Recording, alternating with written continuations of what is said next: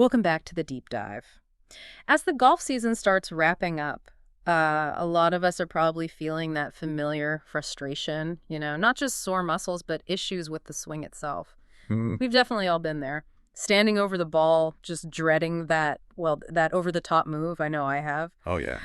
I remember one round, it was just awful. Felt like I was chopping wood every single time, all because of that one thing. It's got to be the #1 search on Google for amateurs, right? Mhm. Or the first question for a coach. Absolutely. It's a classic struggle. Okay, so let's really unpack this. For this deep dive, our mission is, well, to try and demystify over the top. We're going to use this amazing data-driven approach, pulling from the latest coaching stuff and player metrics.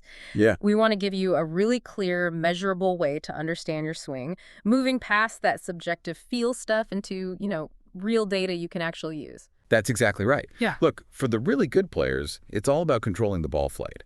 But for lots of amateurs, honestly, the battle is just getting the ball to start somewhere near the target line consistently. So this deep dive, it should give you a much clearer, a more precise way to maybe diagnose what's going on, hopefully improve your swing. It's about getting away from that vague frustration. Towards something measurable. Exactly. Actionable, measurable progress. Doesn't matter what your handicap is right now.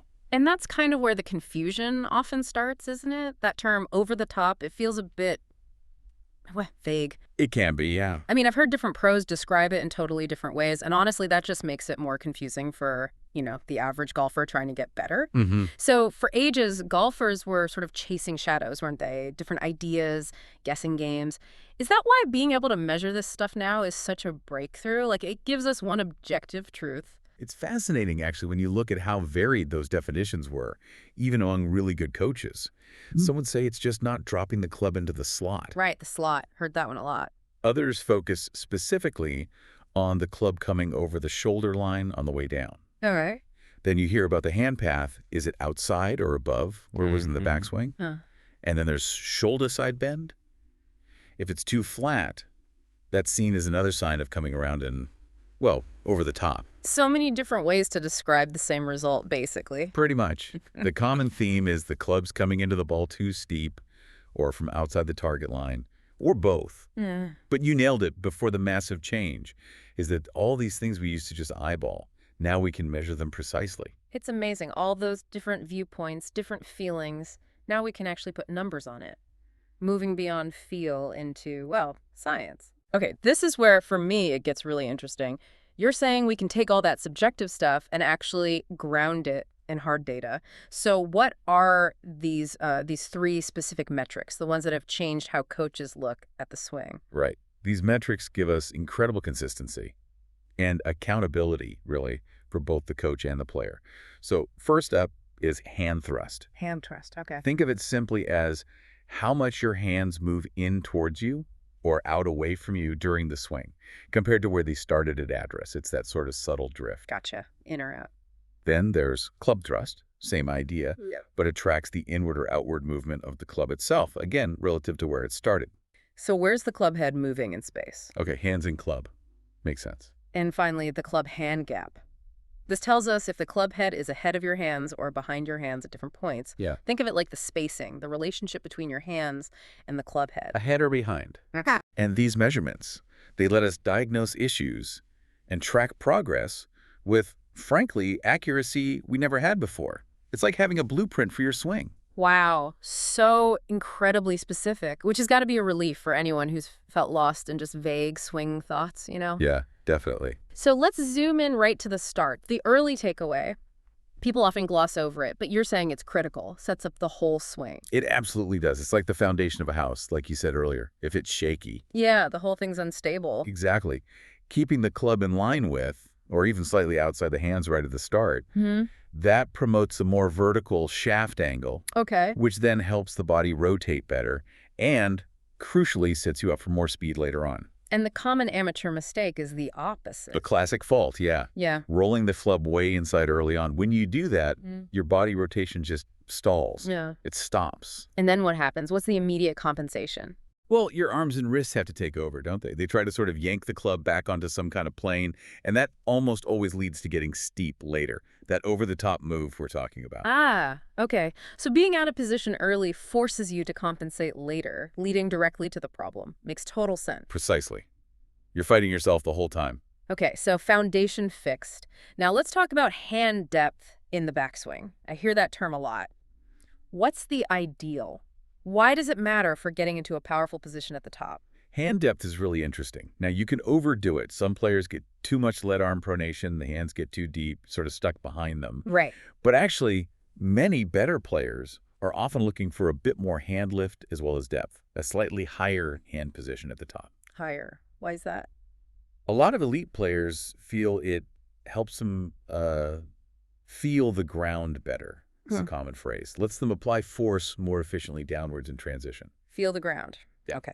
And to give you some concrete data points here, players who typically hit a draw, their hands usually move inward away from the target line, about 12 inches from address to the top. 12 inches. That's quite a lot. Like the length of a grip, roughly. Exactly.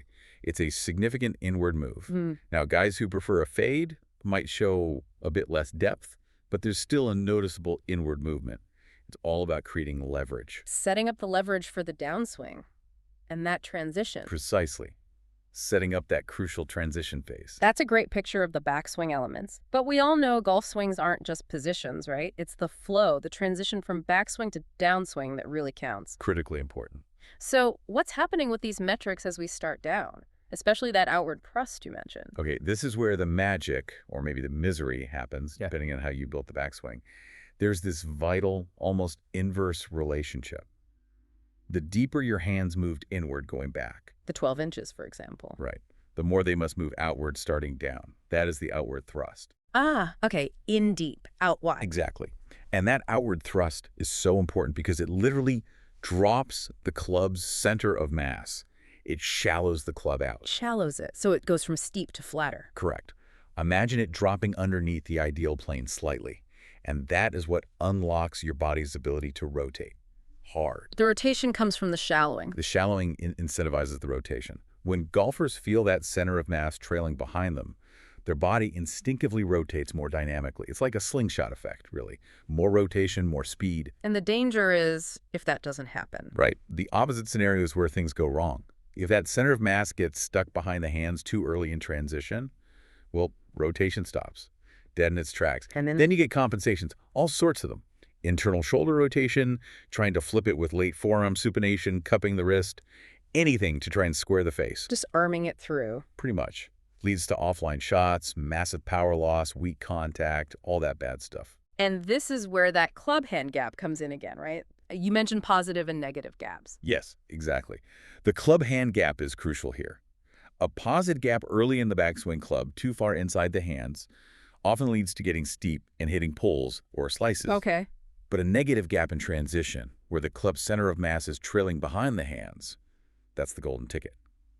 It encourages rotation, maximizes speed, and helps stabilize the club face right through impact. So that negative gap, that feeling of the club lagging, that's not just a nice to have, it's actually driving the bus for powerful rotation. Absolutely. It's a key initiator. It's the feeling that your body can just keep turning because the club is in the right spot, ready to be delivered. Okay, let's connect this to the bigger picture then. You're painting a really clear distinction between how amateurs struggle and how elite players perform, all based on these numbers. Yes, it's quite stark when you look at the data patterns. The typical amateur swing, well, it often shows very little hand thrust inward in the backswing. Maybe even some outward thrust early. Not getting deep enough. Exactly. But then they often have a lot of club thrust, meaning the club head moves a lot relative to the hands, usually getting behind them too quickly. This suggests really overactive wrists and forearms. Okay. And that combination puts the center of mass too far behind the hands too early, which, as we said, just shuts down body rotation. Yeah, right. Stops again? Completely. Yeah. And then the golfer feels like they have to rescue the club. They use forced arm movements, maybe pulling down hard from the top. Like fervent the top move. Which almost always leads to a steep attack angle. Pulls, slices, weak shots, fat shots, thin shots, you name it. It's a really striking statistic. But something like 98% of amateurs are too shallow early in the swing. Rolling it inside. And then they become too steep later in the downswing. Wow. 98%. Just Let that sink in. If you're listening, chances are, statistically, that's you, that's me. It's a very, very common pattern. It's like being stuck in golf swing gridlock, isn't it? You know something's wrong, but you just keep making the same wrong turn. Why is that specific sequence so bad? And how do the pros avoid that jam? It's so detrimental because, fundamentally, when that center of mass is way behind you and the club is deep or inside too early, your body has to stop turning. If it kept turning powerfully, you'd completely miss the ball or hit a massive block. So the body stops to save the shot, essentially. As a compensation, yes. But then the only way to get the club back to the ball is with the arms and hands, usually resulting in that steep, across-the-line path. They're doing everything in reverse order compared to what creates efficient power and accuracy. Okay, so we got the data, we understand the amateur struggle. Now let's flip it. How do the elite players put this all together? What does their data profile look like? Well, in stark contrast, the elite player profile consistently shows mastery of these three core metrics. It leads to that efficient, powerful swing you see. So break it down. What are they doing right? Okay, first, that early takeaway. The club stays slightly outside, or at worst, in line with the hands. That immediately sets up a better relationship between the club, hands, and body rotation. Step one. Step two. They build significant depth with their hand path by the time they reach the top of the backswing, getting those hands working inwards. Creating that potential energy. Exactly. And third, crucially, they show a growing club-hand gap during transition. The club's center of mass is trailing the hands. The club head is behind the hands. The negative gap we talked about. Correct. It's effectively loading the club for impact. And those three things combined, they naturally result in a shallower club path coming down, they incentivize that powerful body rotation, and they deliver that incredible speed you see. Effortless speed, it looks like. It looks effortless, yeah. But it's built on these specific mechanics. Now, here's a big one. A common idea, and I definitely thought this for years, is that good players are consciously trying to shallow the club in transition.